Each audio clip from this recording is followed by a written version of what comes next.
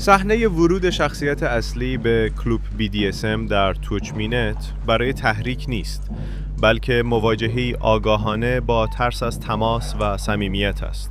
او در نقش ناظر با شکل‌هایی از رابطه روبرو می‌شود که بر رضایت، قانون و کنترل شفاف بنا شدند. فیلم عامدانه BDSM را نه به عنوان خشونت، بلکه به عنوان ساختاری مبتنی بر رضایت آگاهانه نشان می‌دهد. چیزی که در تضاد با اضطراب درونی خودش است. دوربین بی قضاوت و سرد عمل می کند تا تماشاگر هم مرزهای ذهنی و تابوهای شخصیش را بازبینی کند. این صحنه تاکید می کند که مسئله فیلم بدن نیست، بلکه ناتوانی ذهن در پذیرش صمیمیت است.